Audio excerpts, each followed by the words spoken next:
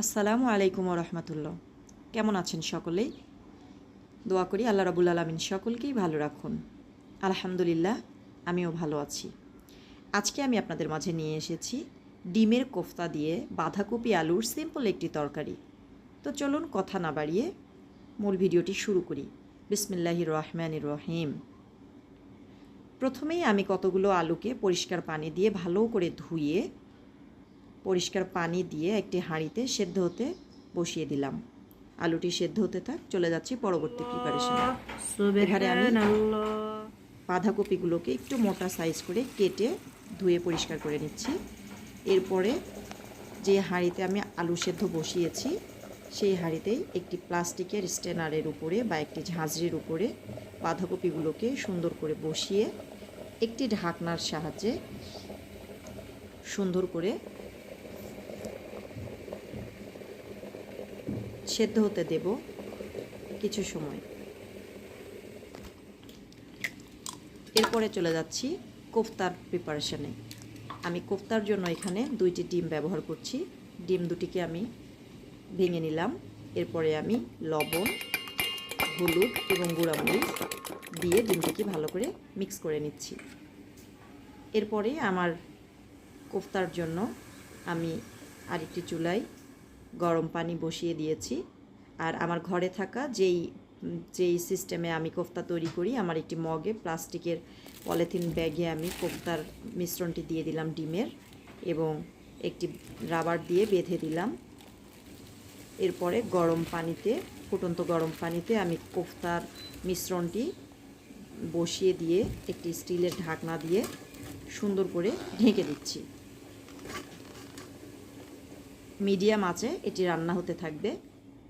যখন ঢাকনাটি একটু উঠে আসবে বা পলিথিনটি ফুলে যাবে, তখন বুঝতে হবে যে আমার কোফতাটি রেডি হয়েছে। আমি কোফতাটিকে নামিয়ে এরকম ছোট ছোট করে কিউব কিউব স্লাইস করে কেটে নিয়েছি। দেখতে পাচ্ছেন, এরকম করে কেটে আমি একটি বাটিতে একটি সাইডে রেখে দিলাম। এরপরে কোফতাগুলোকে আমি অল্প তেলে হালকা ব্রাউন করে ভেজে নেব।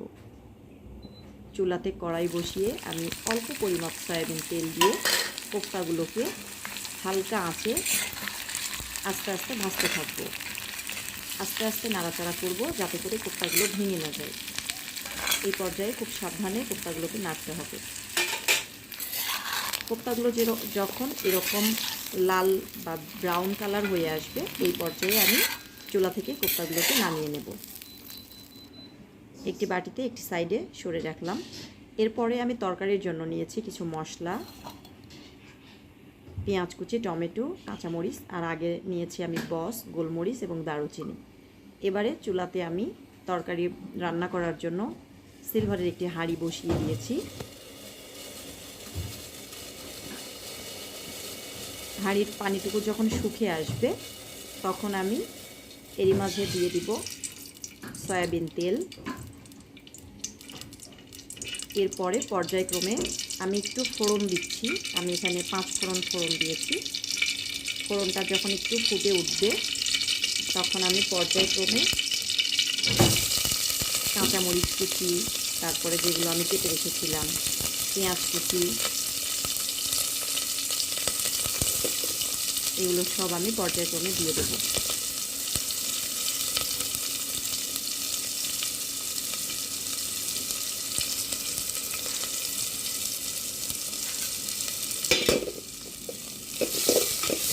এগুলোকে ভাজতে থাকবো একটু লাল লাল হওয়া পর্যন্ত। যখন দেখুন এরকম হালকা লাল লাল কালার হয়ে আসছে, ব্রাউন কালার, এই পর্যায়ে আমি দিয়ে দেব কাঁচা টমেটোগুলো।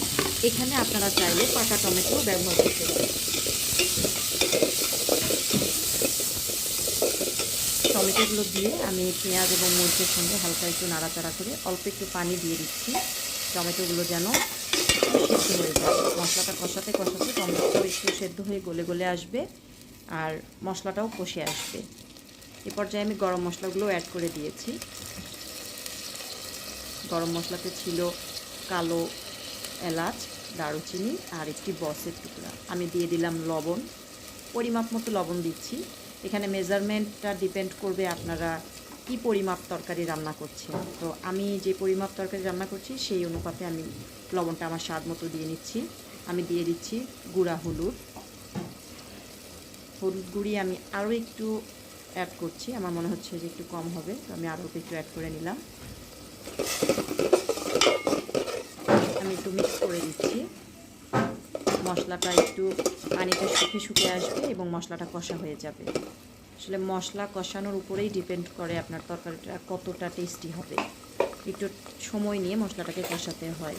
আর আমি আমার রেগুলার রান্নাতে সব সময় চেষ্টা করি সয়াবিন তেল বা যেই তেলটাই আমি খাবারের জন্য ব্যবহার করি সেটাকে একটু কম ব্যবহার করতে। এবারে আমি আদা, রসুন এবং জিরা একত্রে পেস্ট করা, এটা আমি 1 চামচ দিয়ে দিলাম। আমি আরও একটু দেব, এই যে আমি আর একটু দিয়ে নিচ্ছি।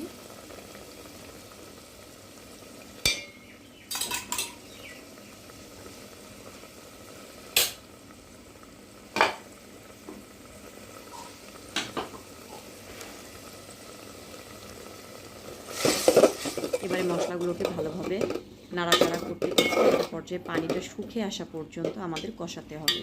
কষানোর এই পর্যায়ে দেখুন সমস্ত পানিটা শুকিয়ে গেছে এবং টমেটোগুলো সুন্দর সেদ্ধ হয়ে একটু গলে গলে আসছে। এই পর্যায়ে আমি ওই যে সেদ্ধ করে রাখা বাঁধাকপিগুলো আমি দিয়ে দিচ্ছি, দিয়ে মশলার সঙ্গে খুব ভালো করে মিক্স করে নেব এবং মশলার সঙ্গে একটু সময় কষাবো যাতে করে মশলাটা বাঁধাকপির সঙ্গে সুন্দরভাবে মিশে যায়। আমি একটু কষিয়ে নিচ্ছি। এখানে মিডিয়াম আঁচে আমার সম্পূর্ণ রান্নাটাই মিডিয়াম আঁচে করতে হবে। এই পর্যায়ে আমি যে আলু সেদ্ধ করে নিয়েছিলাম, নতুন আলু, ওই আলুটাকে পেস্ট করে একটু পানি দিয়ে মিলিয়ে দিলাম।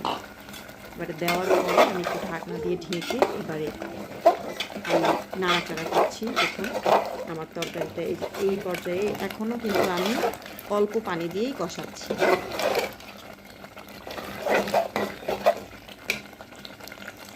অল্প পানিতেই আমি কষাচ্ছি।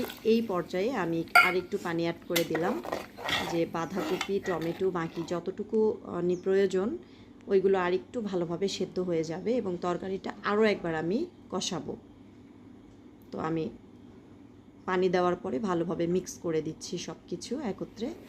দেওয়ার পরে এই পর্যায়ে আমি ঢাকনা দিয়ে ঢেকে তারপরে আমি একটু কষিয়ে নিলাম তরকারিটাকে। কষানোর পরে আমি এখানে কোফতাটা তরকারির মধ্যে দিয়ে দিলাম, ডিমের কোফতাটা তরকারির মধ্যে দিলাম, এতে করে কোফতাটাও রস ঢুকে যাবে। এই পর্যায়ে আমি ঢাকনা দিয়ে ঢেকে একটু ঢাকবো, একটু খুলবো, একটু নাড়াচাড়া করব, এরকম করে আর কি রান্নাটা শেষ করব। দেখেন আমার তরকারিটা রান্না শেষ। আমি এই পর্যায়ে একটু ভাজা জিরার গুঁড়ি ব্যবহার করেছি।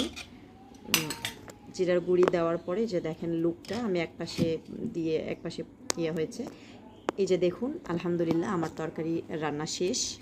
তরকারির ফাইনাল লুক দেখুন, আলহামদুলিল্লাহ আমার তরকারি এই যে এরকম হয়েছে। আপনারাও বাসায় তৈরি করে দেখবেন, আলহামদুলিল্লাহ আপনাদেরও ভালো লাগবে আশা করছি। আমার জন্য সকলেই দোয়া করবেন, আপনাদের জন্য দোয়া রাখি। আল্লাহ রাব্বুল আলামিন আপনাদের সমস্ত রিজিকে যেন বরকত দান করেন। আজকে চলে যাচ্ছি, আল্লাহ হাফিজ।